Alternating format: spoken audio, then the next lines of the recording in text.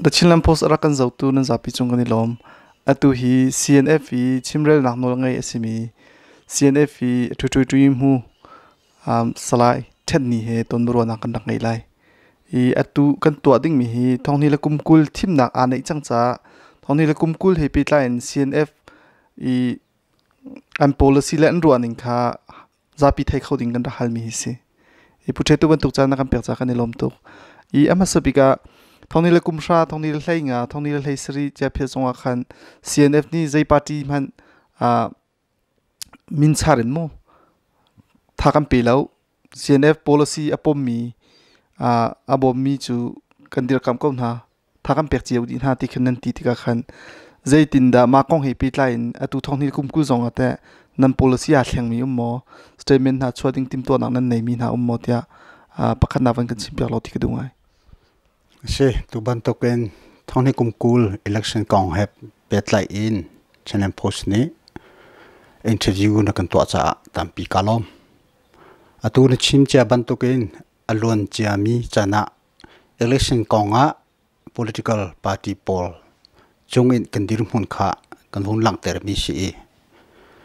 atu thongni kumkul hi chu hi konga petlai in azai man policy hi kan thla mi chu umri lo kan ti te ka kan ni chu kan dir mun chu alon chiami chan I kan policy kha kan tha ti kha siloi adang kan thleng ri lo cha ma kha anong ri ko ti khodong se le arau thana hen kan ni hi avoi hinak CEC meeting kan to lai chu a chon a detail in hi kong hi kan chei men lai da ka zum chu cha atharen chu ban tu kan thla chap mi adang lam mi chu umri lo ti ki chim kho se kalom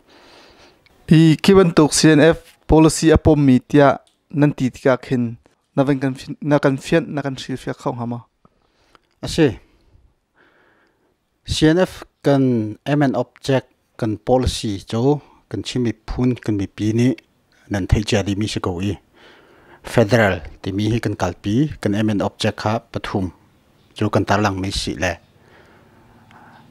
zaitinda hi kong ha chim fiang ti ti ka hen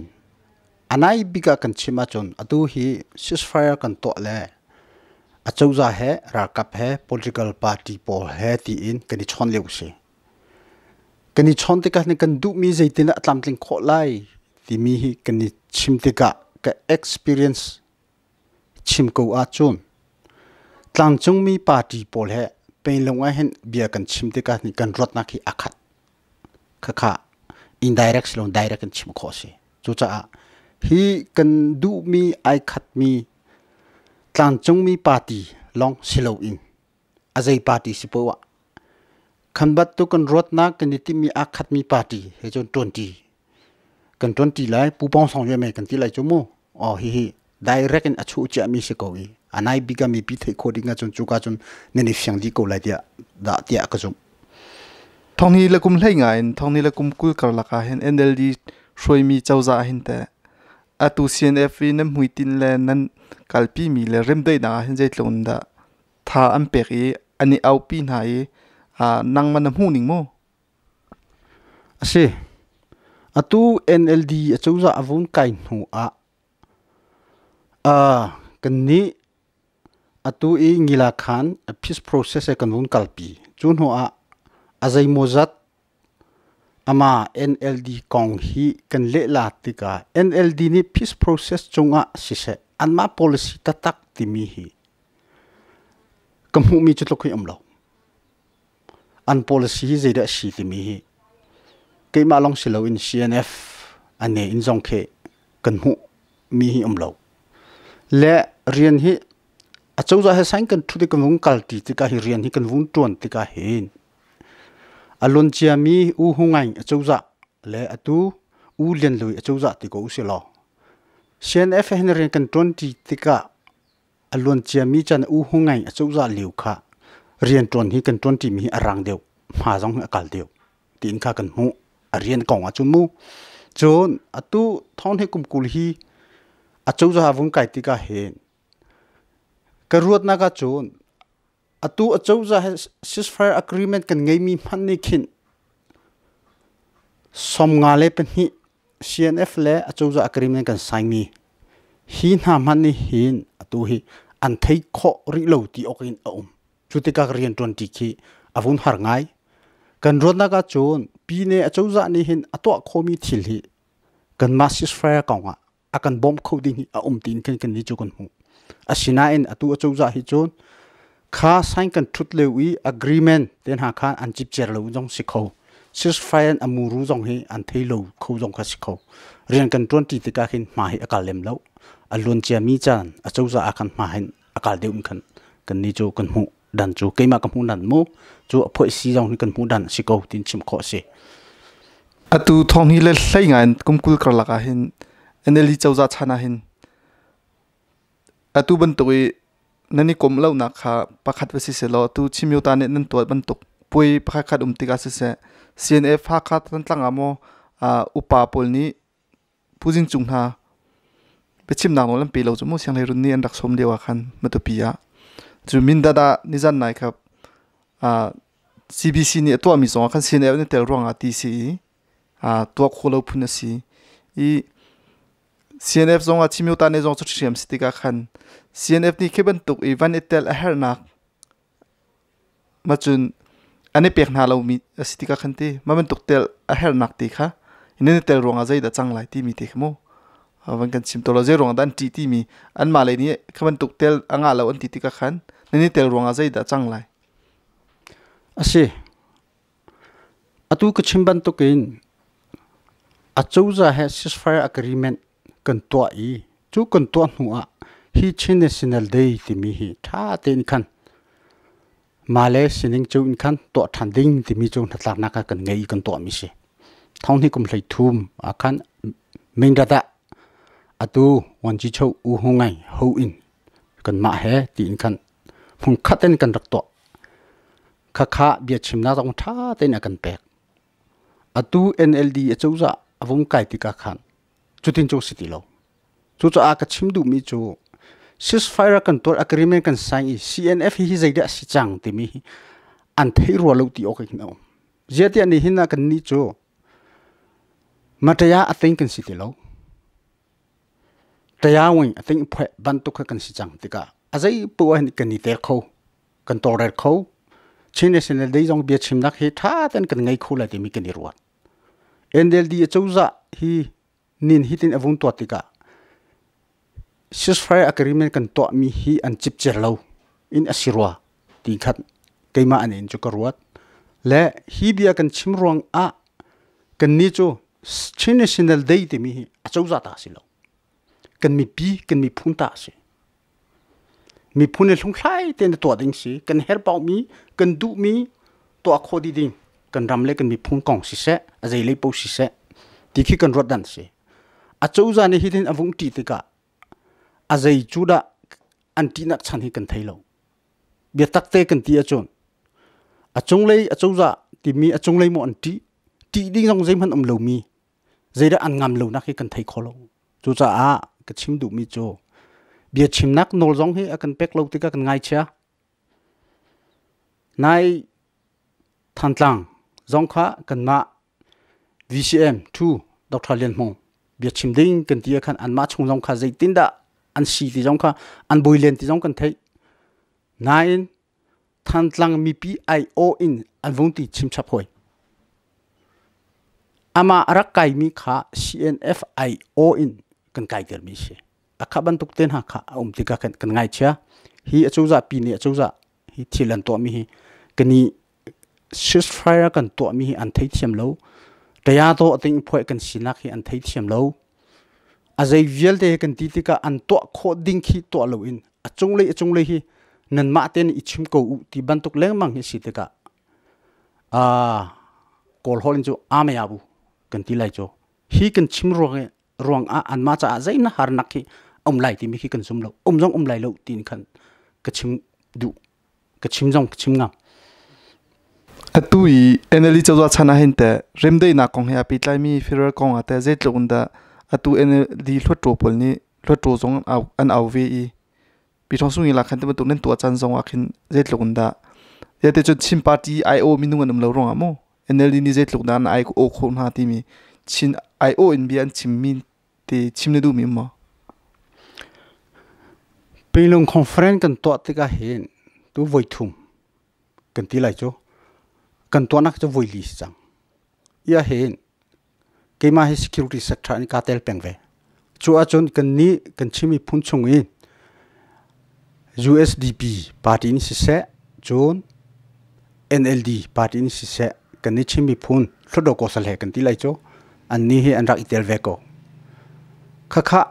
achunga bia kan chim ti ka hin kan ni chimi phun NLD USDP in ara kai mi pol hi bia hi an chim lok lok se chu pakhat thodo ko sal he pakhat NLD ni khan ka hali ja bia hi na chim lo ti te ka kan ni chu kan ma te in achim khoding kan silo achung lei central umritika hi bia chim harangai chim du jong hi chim kho silo agati chu cha hi peilong conference kan to tika hin ching party silo mi party dang kan ni chim mi phunchung hlot do ko sal he poli za a somkwa bi an chim lo tin passe ten ka to a chon ka chim lai kan chin party pol hi hlot do ko sal he i silong mana tatti pinya sing ti phun tayinda ko sale ti phun an ra ti ka hen pakhat pani te ke an ra ve to ni hi pol hi cho an policy an hu ni hi kan ma he kan akha deu bia jong khi an chim ngam deu ti in kei atoi chung ya mo ka chim du mi chu si chin party ti mi cho tu CNLD kan hai chim ko lai te chang khan yi adang khi khumi le jong adang dang ma le peng chenum be kau nan atuban tuk kan ma chin min a huap mi chin min apu mi party an tlin lo tika kiban tuk rem dei na hin rian tun na adon khan mi acham bau mi ummo an uma khin te zaida a hiding ummo ti mi te na mu ning thai ka du khau kan ni chu ching mi phun kan si ching ti mi huapin kan ngai haw azai vei level te hi achu tang in mu ne su data party ki to charu solomo cha chon nai avoice rina CNF conference on kha data ne mu ne su go jolom bi che mu ta sing in ken rian don usi che mi phun i rolung rol usi kan tina kha sele ne hena kan mi phun chin mi phun asimi vel de kan ne long ro haw ti mi statement jong kha kan rak au nak asile chimi phun kan siteka chimi phun kan sinak hi kan langter ni hina ching party ti bantuk chimi phun khopi avun umi keima ka khan saning a chon ching amyuta phiti mu ching amyuta kong in lekhana ko thinting mu he kan thinting nak pakhat asitin ka mu anai ngan ye party long silo mo civil society jong se jo adang budang ba ta le jong se ching kan putika chimi phun atlaw lu naka ka khap lega kan veng him ye si ti tan ye atwe ti mi kan to mi si tega chimi phun party ti mi hi cho ami phun party ti mi hi cho mi phun kon chung cho how shum trim rian anton khole ku cho vechari usilo hi cho how shum trim mi phun kan sinak akil veng tu le alang ter tu kan si ti khin ke jo kamu ning chu si chin party kong kha kan chi mi atu CNLD akin nau thangkap umrong akin mi pek loading ama e pumpak an hot rong rong salai CNF ni rapphua mi la CNF ni rakthol mi jong asitika khan e ni hin ni din huna hen te nau thangkap la CNF kara zai boi bai nak la zai thurnom nak mo ni hina pu nau thangkap le kan ni CNF kara hen chubantuk thurnom nak boi bai nak a kan ti achun kan pat lai pakhat te chim ku du mi chu CNF hi bu pakhat aphoi si pakhat ase pu no thangkap he ama minung pakhat te se bu pakhat le minung pakhat kara boi bai nak ti mi hi chu CNF ni arot ballo arot kon rot ballo kan rot ding jong silo bu pakhat chim khwabin dir mi shem tlai bu le minung pakhat asimi aboi bainak ti mi hi chu CNF hi am heten akan huro tin kan ro CNF anam hale tu ko ne tu te khane shi de chu cha boi bainak lo saya na in avoi srina conference jong kha tha ten chenya che kan to ne hin thokin CNF ronga CNF boi bainak ngai mi ta chunda ka action lakding ti mi bantok ten ha umi viel te kha longin chanta khun kan pek kan tinak se chulhaya chimi phun rm lo mi akala imhu chem lo nak viel te he ti la se tin khan kol holin chon longin chanta khun kan ti lai chomo chu a chon pu no thang kap long se adang kan rakap hlun ren ton ti chun kan ma chunga swalnak swal kan pu ri mi por kha thang thling ten di se ti mi kha longin chanta khun long kha kan chok e zai man atu hi chu boi bai nak chong lo kati lai atu haka tantlang le phalam hi atu no thang kap rong song khe tampi pi tlei na rak nor sun bal tikhin ka thai yetia chun no tham ka rak choleu kha pujing chungti ban tuk haka tantlang i CNF upa pol an tuan leu stika mo mu thiam lo na ummi khi CNF an rak tuan leu i thil achang mi jong kha arak tel khaumi tampi ve tika ki kong he pi tlain kin chim du mi na ngai mo he atu na vun chimban to ken haka tantlang falam na vun ti tika hi batuk irem lo nak e chumon imu chim lo nak ti mi a umpeng atui puno thakap le CNF kar hlan liu thil chang mi jong kha pakhat te jong atel khove men asina in hi chu CNF le puno thangkap kala boi bai nak hlan liu CNF boi bai nak kan ti lai chu hi hlan in hi kara haka falam thantlang kara hi bantuk imu thu thiam lo nak ti mi arak umpeng chang kha arak umpeng mi kha ni hin tianga CNF tiang kha arak luan ti khosi adang dang jong kha luan di chu cha hi kong hi chu kan ma CNF long silo in haka falam thantlang asimi kan minu kan mi pi political party si se piar nak lai si se ton vo hi kan ngai di kan thei ko asinan hi irem lo nak ti mi te na hi ami phung tiang in vakal pi ding khin thil me te ko kan ni chu hol ka kip kan ngai peng tlang hi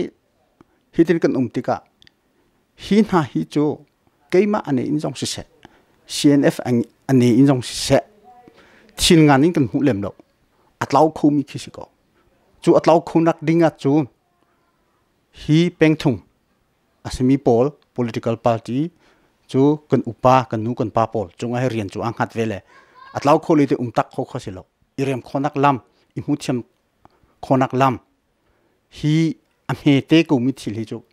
tha ten to than kho chu siko to lemang kho ku siko tan nai Facebook a jong kan tang mui pupol smith policy thak ama hi CNF jong e tui murak tun bal changmi upa pakha sivitika CNF in ka chuaktia status Facebook na rak tial CNF chunga hin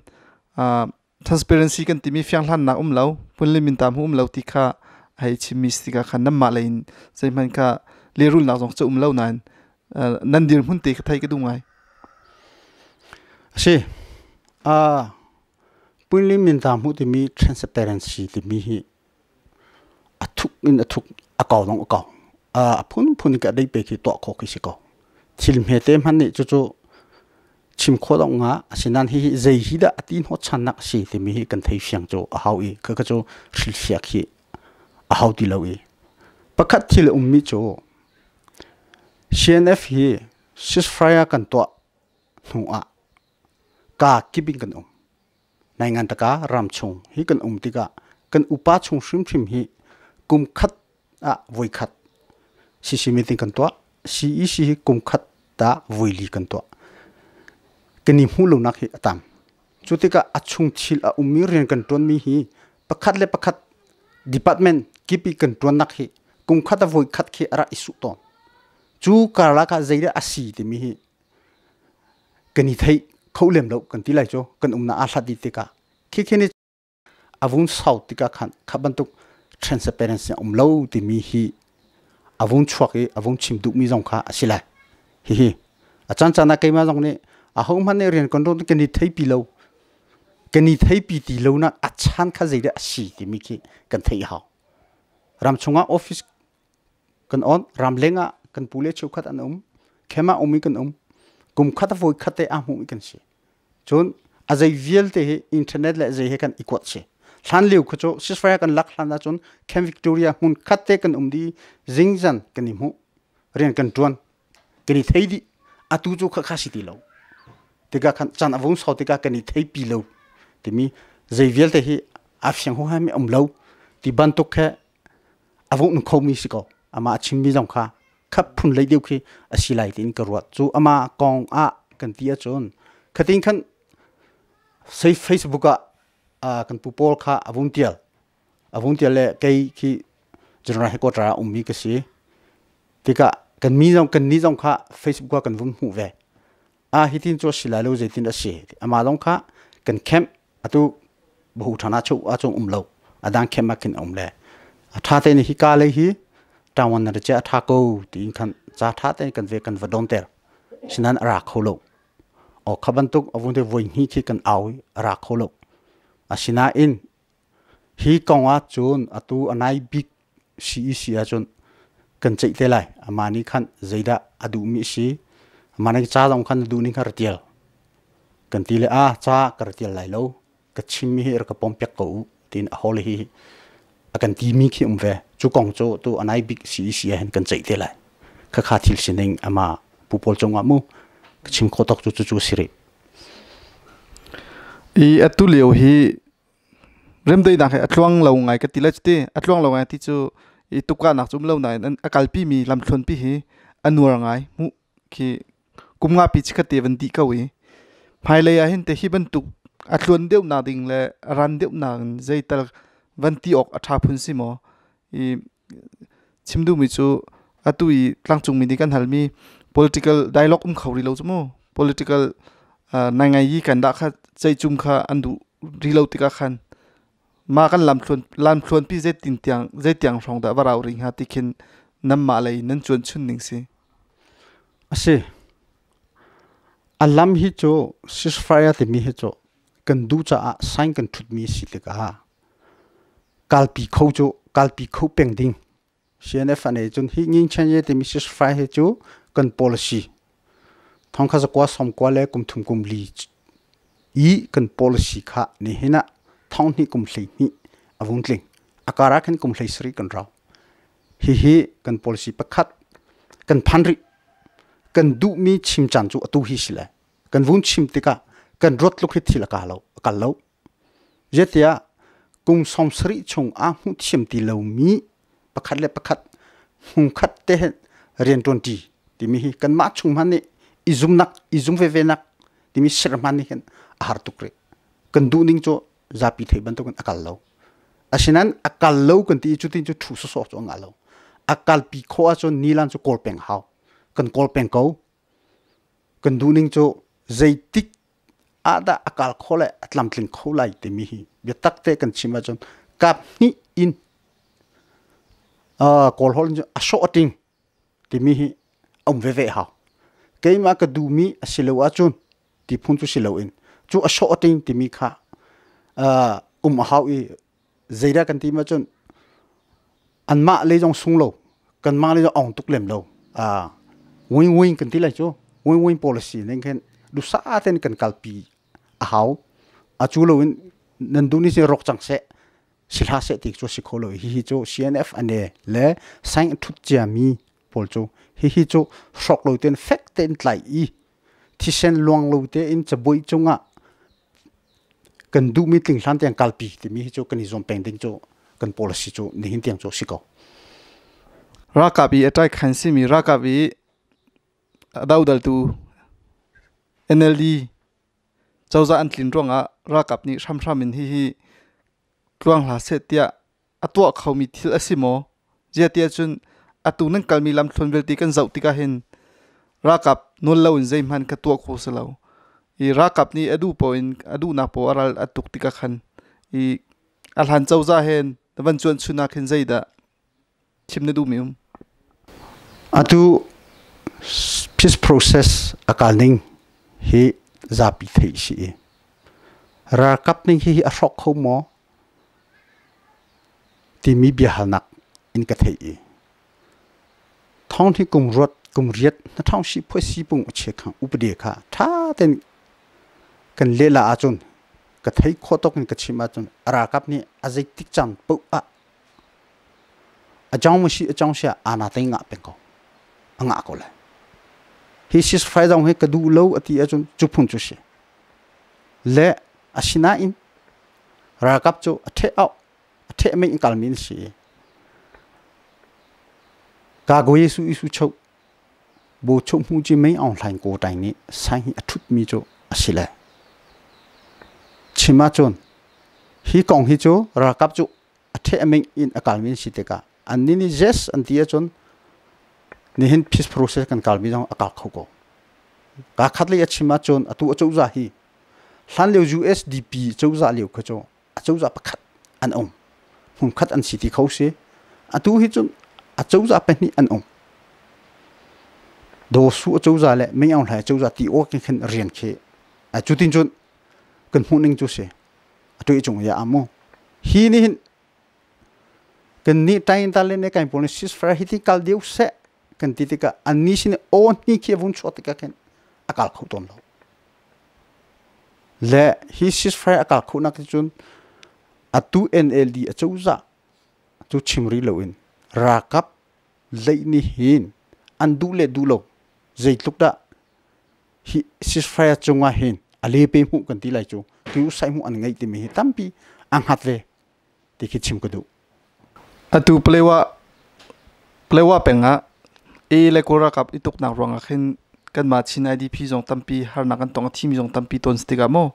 e kan hu le jong khabro nak chakan rak ngai changan atu tianga hen ta zai nam ma lai kabin e he chon bia nak na ummo chawza le na chon bia na ummo nam ma le in zai thil to nan timmi na ummo thai ka du ngai ka ase palewa IDP timi a thok nak cho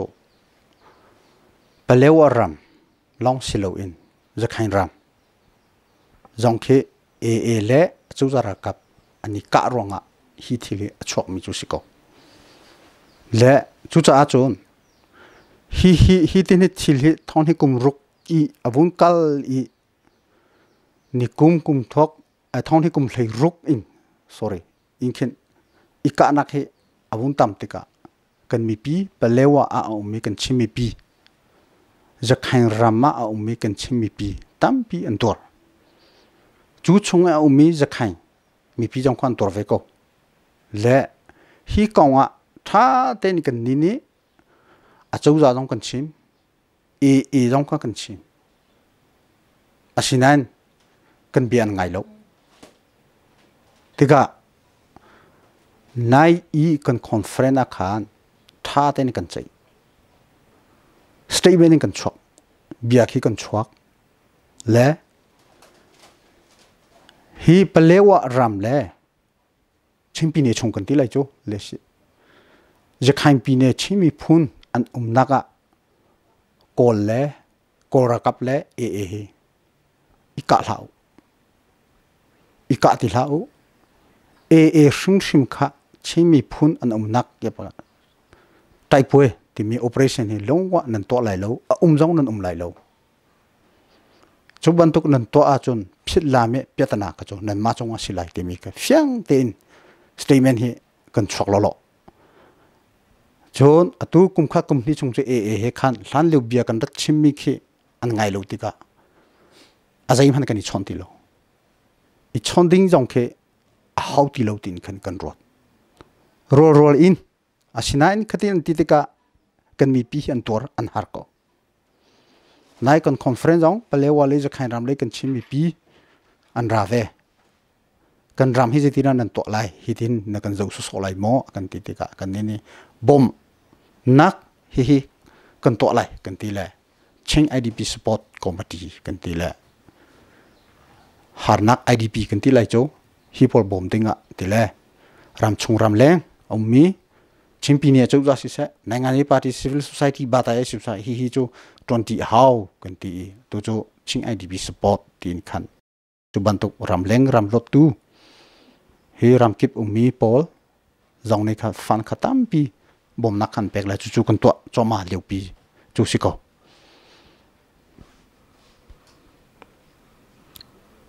atu nai ti nam biang ai lo in kan ma chin na khua pola khan itukka nak selote nam ma lain zaiden nan to khomi lai asi selote natitika khen ko cho atu ka chimche bantuken hi bantuk asilai I adon naka biale tha ten I chon I biatin anga tilo achon shem tlai bu chu zeida shem tlai bu kun sinaksi tikhi kan rot hau ku cha azaitik mana shem tlai ika te mi hi nau song to nai nga ye phye sin ni chu si ko cha kan du mi chu si lo kan mi pi an thi kan thive ka khat le ya e tain ta le ne kan sive kan thei thiame kan sive chu kara kora kap ni arlut anika asi achute hiti an thi peng ko achun tha tani keni chei lai keni chon lai kan ti andu ti lo achun pheshini chu shem tlai bu kun si ko chuta shem tlai bu kun si asining khan nilam pong suni khan adong nak su keni to chu hau ko chutin chu chim ko du atu CNF isoi nak ahin kanu lai zong ka kan interview le kan chimmi chu kan ma chinram ki bi tampi kani tel khau ti khin hai chimi atu mai lai kan dir huna hen te CNF dau thlen nak atwa mi phun chai dau thlen nak atwa mi ram khel atwa mi phunan sitika zapi itel kho nak lam hi je tinda serna nei tim chimdu mi chu cheu kha penga chu CNF thapi lo mi zon khau chumo I keban tuk zapi ni o khatin kan kal kho na cha hen zai lam dan nan sial choma mi ti mi thai ke du mai asi CNF chu chimi phun khopin shem atlai mi kan si kan ti ban token zapi in kan tel khonak ding lam hi kan kol peng le pakhatna ka CNF a conference ki silo in angan big mi body jo bohu committee kan ti chimpi ne heta chunda cho chimpi ne hlodo bantuk chu silai chumo hi a hen kan ni hi bohu committee a hin chimi phun chunge au me peng tlang cho myu ne su kan ti lai cho tling khonak ding ti in khin somli pinga in kan to chu kan to avun tling te ka khap pol ni khan pen tlang ai o in kan ti mi ni khan ma CNF renton nak hin iter khonak ninga lekan policy vielte hi mi pi chunga chapya ding te mi chorian chu tampi kan ngai chutin kan vun to kha ni hintianga kan kalpi mi siko I ne hinti atu jong choram chungjong khe hi bandu kan rian to na iter khonak dinga kan ti le regional committee ti khi kan form di ram chung ram leng sinan akaw chu akaw ri lo kan ti lai cho atu ram chunga regional committee ti mi hi palhenga kan ser chon kan CNF kan policy mi pi ni thei khonak ding cha a ti in alon che mi cha donga chemyu ta ngi la khan ti ban tok pi tu tu sum poi kan ti public consultation ti ban tok ke kan to la hi tu a hen tha de win kaw de win ma lak dinga ram chunga hin hoi hot leu pi chu sila chutin ning khan fak de un hi tan hi lak chu kan ti cho chimi pi khopin ani te khonak lam tin chon ba ta le si selo ta tak ti achon ching pol hi cho khrifa hi kan tam te ka ba ta ye kip I chanchana upan ha he kan ton ubama si bc ti ban to bungan deu ti ban to atu jong kha kan ton choma le khating khan khate ren ton ti lam cho kan kol peng mi sis ko fak de un tan tu hi kan lak lai kan ti mi chu se I CNF team nang nan to lewa khan a thing deu kan tilai chu arak tuan chia mi khatam deu chu vanrin phun khin athar chu tlompal nani ter tilai chu ti athar kha vani chap phun khin I zaitin da makha ผู้เชี่ยวผู้เชี่ยวแมนผู้จิงจุงจงนักมีจุดท่าเตะเจ้าเวทีมีจุดว่าสิไลนั้นใจดีมหุ่นินดามีอาเจ้าเวทีมที่มีที่ประคัตเตนับกันชิมเข้าหามั้งอาชีฮิอตุกวุ้งชิมมี CNF in body งานบิ๊กมีฮิบุหุคอมมิตี้กันที่ Central Committee body ฮิ Central Committee body ทีมนักเห็น policy กันไง Central Committee สมลีปังกันทีมที่กัน policy ฮิตัวดูเชื่อสองข้างลูมันเนียมังกูอเล็กยุปิวจุยเดต้าเนี่ยมีอยู่ในสุกุเชคัมบีบุหุคอมมิตี้กูเลเซงาอุปยุยเชพอสิยันที่มี policy ที่จะอีทีมจูกันเชกันทีมดันฮีอุกทะ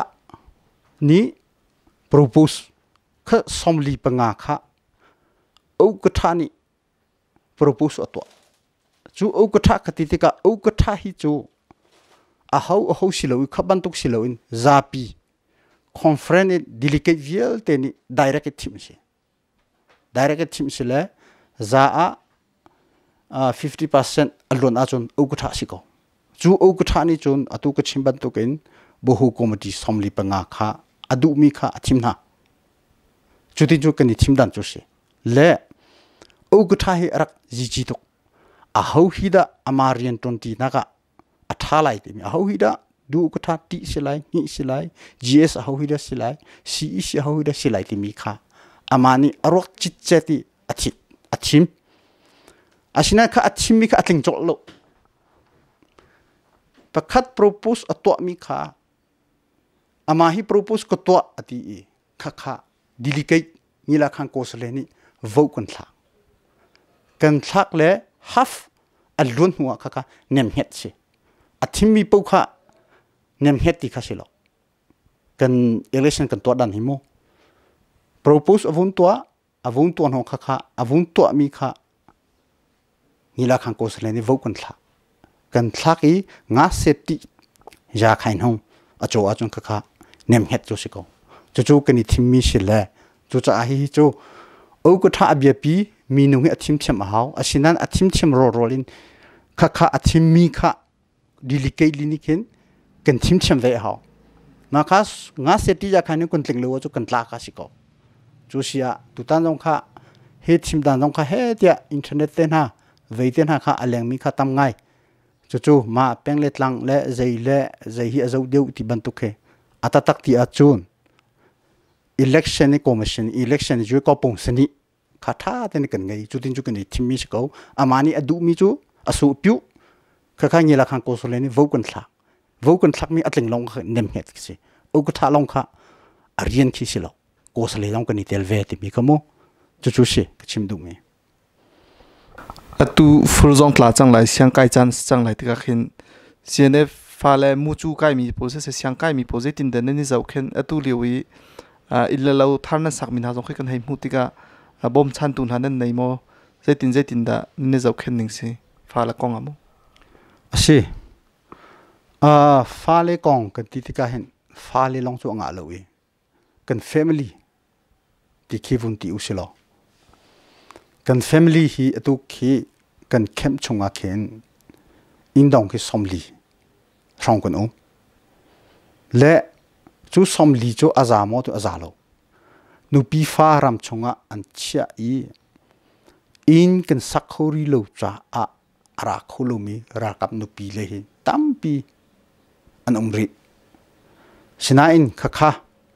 กันมีปีรำเล้งมีกันมีปีดดนักเตะอินข้าตุกุมข้าอิงกุลจุกันสักและอตุฮีฟูรีอวุนตลาจังเล่เจ้าภายสากันบอมมีจงจุกันสักดีจังอดีริจุดตินจุนและข้าชงอันฟ้าเล่เช่นไก่มีที่ข้าสิเลตุกุมฮีสมทุมเล่สมลีการกันสิไลจู่มูลารันกันที่ไลจู่อตุจูเกจีอินกันทอกเล่ตังลีเตียงที่กันไก่โคจังไลและอตุฮีโควิกรองใจมันเสียงอินจูอ่อนคอสิเลวนั่นกันนี่ฮีอาจูจะเสียงอินตักจูสิเลวทันหลังเป็นกุลมีอุณหภูมิเยี่ยมหูที่ปีนักเตะจูปีนี้จูจะเลย tin atua ri mi kan sile achu za len sia ka kan ngari lo kan ma te in sia kan ni hlan chu kan ni hlan mi chu ramleng a ummi nubu chu kan fale sheng kai nak hi ramleng ummi khri fa nubu pol ni khen akan zo khen pia chon US in a ummi kan farle tipol CNF student cha a scholarship bot ti mi te khen to vele anini jong khin akan bom le akan bom mi hi azamo ti a chu za hla e atatak ti a chu kha aza hla asinan kan ma cha chu rak than hem tuk fan khat man nge than hem mi si siala kha kan her kan fale chama je zo khenak a her shen an kai nak te ki a her e atu chu covid ronga azai man kan to khori lo i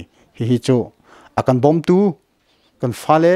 kan family in sakna kan fa le adong nak tu kumi do thlenak hol akan sakpek mi hi ha kha rengkun thantlang i kan mirum pol chunglong tampi kalom sinan tu hi avoi sri nak conference nu i chun alet tharin khan thil he kalpi ding kan itim ta chunna ka kum khada kan mi pi hi kan zo i akan bom coding ti mi hi budget he kan suiton kan kol ha ding mo kan kol ha ding ti mi chu mi pi akan pek ha ding ki kan suiton i tu kum hi chu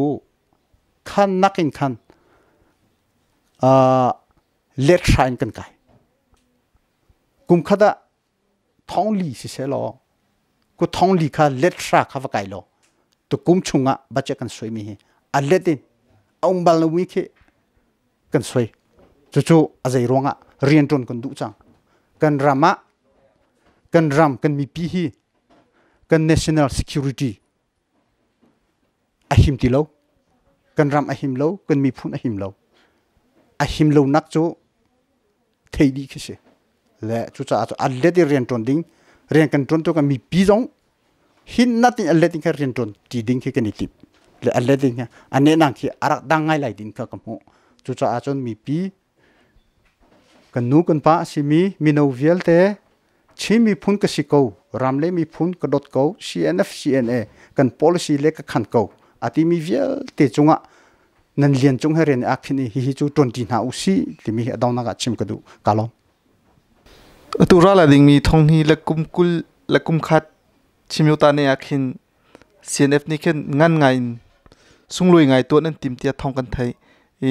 thlasa thiam min thang po jong ko ramai ummi chin thlasa thiam sung tim partel in mo tribal te somin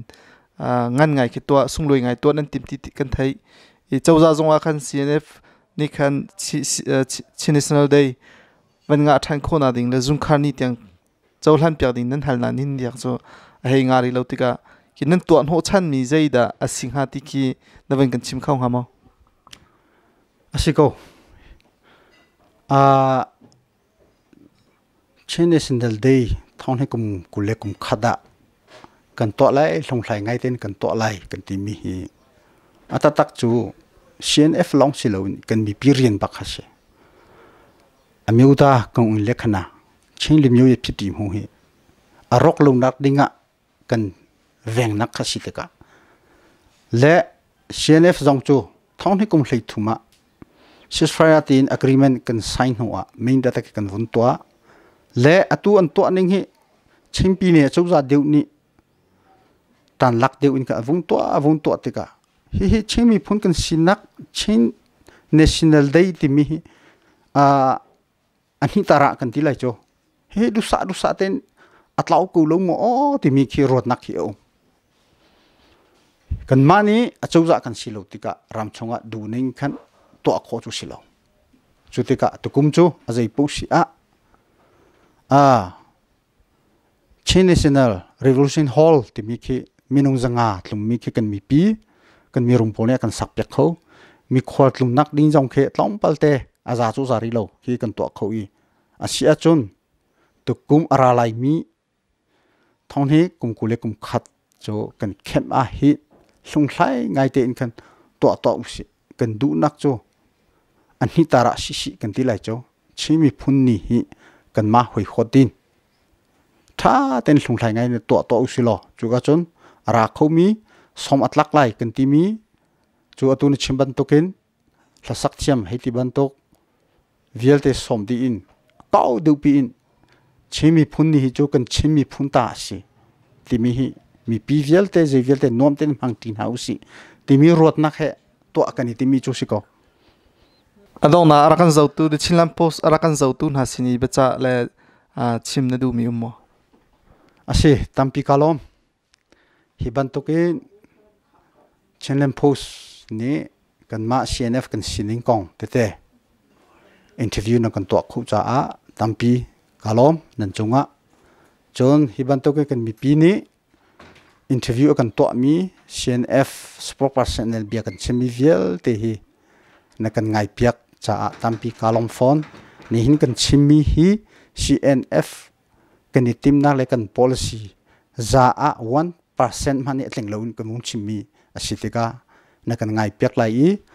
hailei ara cha chan zonga kan rian ton nak CNF kan du mi atlam tling khonak cha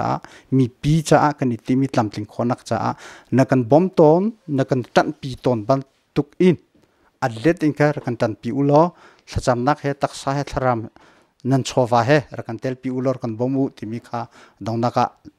chim ka du tam pi kalom